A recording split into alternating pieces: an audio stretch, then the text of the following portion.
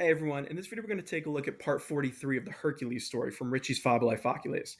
Now this chapter is called the Centaur Nessus, and you might remember at this part of the narrative, we've already made it through the 12 labors of Hercules. He's completed all of them, he's kind of done his penance, he's returned home, and at this point he's been asked to leave, basically we're going to see, and this is the very end of the Hercules story and how his death comes about, right? This famous episode with the Centaur Nessus, okay? So before we dive too far in, like I always tell you in these videos, the first thing I recommend you do is you want to pre-read it, just get any vocab. It's really hard to know what's going on without knowing what the words mean in Latin. There's a bunch you could find. There's some really good commentaries that'll help you through, but just get through the vocab. Then you want to read the story aloud. If you can find a partner in class, read the story to them, work on your speaking, your pronunciation. They can read it back to you so you can work on your listening skills. These are great tools you never want to shut off when you're learning Latin. They'll really help you understand and bring the language to life. And you never know, right? You might be more of an auditory learner. So that's something you don't want to shut off when you're trying to learn Latin, rather. Just don't do it in your head. The other thing I'd recommend is as you read through, use the read and reread method. I mention this all the time, but you want to read through the story, write down any problem areas you have. Then when you get all the way through, take a look at your list. If it's vocab, that's really easy. Just look up what the words mean.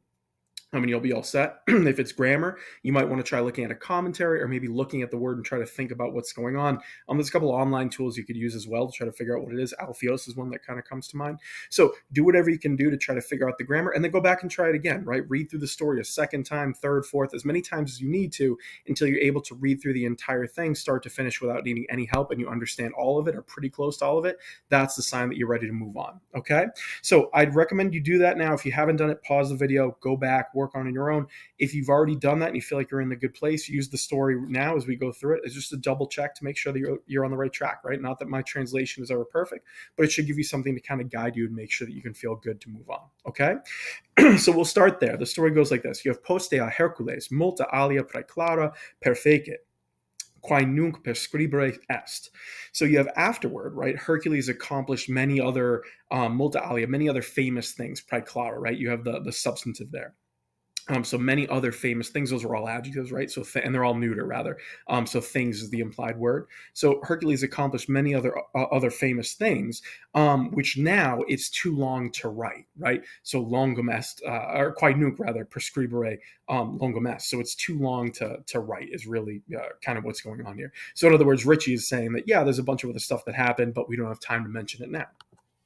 And then he goes to the next time where we dive into the last part that he's going to cover.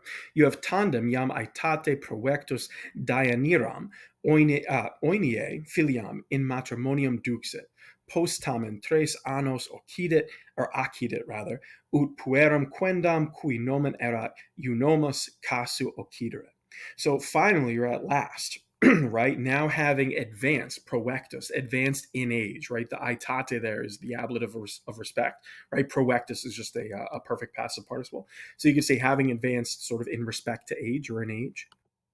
He dukes it in matrimonium. So we've seen this phrase a lot. It's a common idiom in a lot of Latin textbooks, just meaning to marry, right? So literally he led in marriage or he married Deianira, right? So Deianira is the filiam oinei, the daughter of Oeneus, okay? So he finds a woman to marry, Deianira, his famous wife, and he's off and running, right?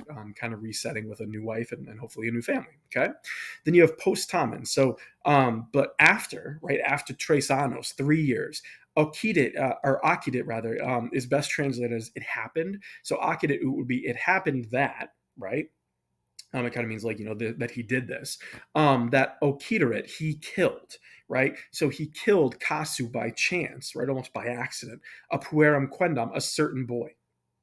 And it's a certain boy, cui nomen erat eunomus, right?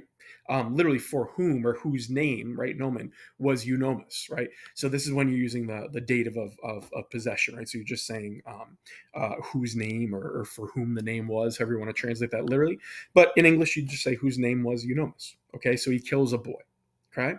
Then you have cum autem mos esset, ut siquis hominem casu occidisset, in exilium iret Hercules cum uxore sua e finibus eius civitatis exire maturavit. So, moreover, since, right? So cum here is probably best translated as since. So since it was custom, right, that if anyone, occidisset, had killed a hominem, a man, a person, casu, by accident. So if you accidentally kill someone, it was custom that iret in exilium, they might go or they would go into exile. Okay, so Hercules is going to get exiled because he accidentally kills this person. Okay.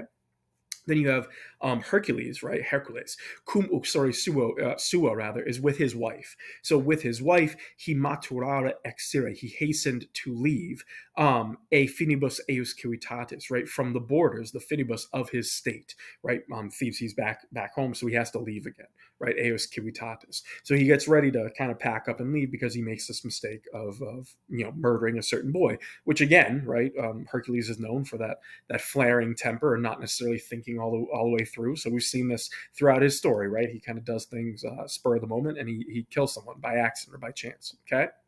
Then you have dum tamen iter facion ad flumen quodam pervenerunt in quo nullus pons era, et dum quaerunt quonam modo flumen transeant, accurret Centaurus Nessus qui viatoribus auxilium obtulit. Okay, so however, while they were traveling, iter faciat, like literally making a journey. So while they're making a journey or while they were traveling, pervenera, they reached or they came to a flumen quodam, a certain river. Okay, and it's a certain river. So in quo looks like it would be in which, but when you're talking about a river, it's talking about the ponds, the bridge. It's probably best translated as over which or on which, either way would work. On which there was nullus ponds, there was no bridge, right? So they can't get across the river. And while they wondered, right, dum quaerunt, while they wondered in what way, quonam modo, in what way they might cross over, transeant, right? You have the subjunctive there, in what way they might cross over the flumen, the river, accurret Centaurus Nessus. So the Centaur Nessus ran up, right? Accurret, ran up to them. So remember, the centaur is the famous half man, half horse, and we've seen them before in the Hercules story, right? He doesn't have a great history with centaurs, okay? So it ran up Nessus, who obtulit auxilium, who offered, right? Obtulit is offerere, right? To offer, offered help to the travelers. We have toribus, okay? So this centaur rather shows up and offers to help. Then you have Hercules, egitor, uxorum suam intergum nessi imposuit, tum ipse flumen tranavit. So Hercules, therefore, he placed his own wife, right, uxorum suam, right, his wife, on the tergum nessi, on the back of Nessus, right. So he picks up Deianira and puts her on Nessus's back, thinking he's going to help them kind of cross the river, right. Then he himself, ipse, he tranavit fluem, he swam across the river. Right, tranavit, right, swimming across the river. So he decides to swim while Nessus is guarding his wife. Okay. Then you have Nessus autem, Paulum in aquam progressus ad ripam subito revertebator, et Deianiram offere conabator. So Nessus, however, right, but Nessus, literally having progressed, right, progresses, having gone, you might say, Paulum, a little into the water, he suddenly turned back, revertebator, rather, he turned around, right, he suddenly turned around or turned back to the ribam, to the riverbank, and he conabator, he tried to offere Deianiram, he tried to carry off Deianira, right? So this is the famous story where, if you kind of read into it in the real myth, he's trying to rape her and abduct her, right? He's taking Hercules' wife by tricking him, right? Herc goes out into the water, and now you're seeing that Nessus is stealing his wife while his sort of back is turned and he can't help. Okay, then you have quod cum animad vertiset, there we go. Hercules ira graviter commotus arcum intendit, et pectus nessi sagita transfixit. Okay, so Hercules, when he had noticed, right? So animad vertiset is pluperfect subjunctive, right? And it means something like literally turned his mind, when he had turned his mind, but notice is not a bad way to translate it here.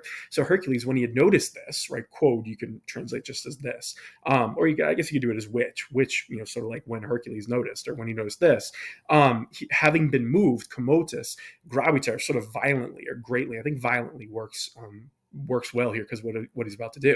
Having been moved violently ira by anger, he intended arcum, he drew his bow, right? He stretched it out, he draws his bow to fire, and he transfixed, he pierced the pectus nessi, the chest of Nessus, sagita, with an arrow, right? So he turns around. And again, we see Herc's violence kind of rearing its head again. He sees someone trying to take his wife, and he shoots him with his arrow, right, his famous arrow, and he shoots him right through the chest and kills him, right, is basically what's about to happen. So there's a second part to the story that you're going to see. which is the almost the last. I think it's the second to last in Ritchie's story of Hercules. But we're getting to the end here, and we're going to see how Nessus and this whole thing ties together into the death of Hercules. Okay, but if you have any questions at all on this translation, anything bothering you or you need help with, feel free to put it in the comments below. Hopefully, it wasn't too bad, right? There's nothing particularly crazier that we haven't seen in the Hercules story. So hopefully, again, it's getting pretty second nature, and you're feeling a lot more comfortable with it. But if there's anything, just let me know and keep at it, right? I always say this, but the more you read and the more you practice, the easier this will get. So don't give up on it. Just keep practicing, and hopefully, you're hitting a point where you're able to read through this without too much trouble. Good luck.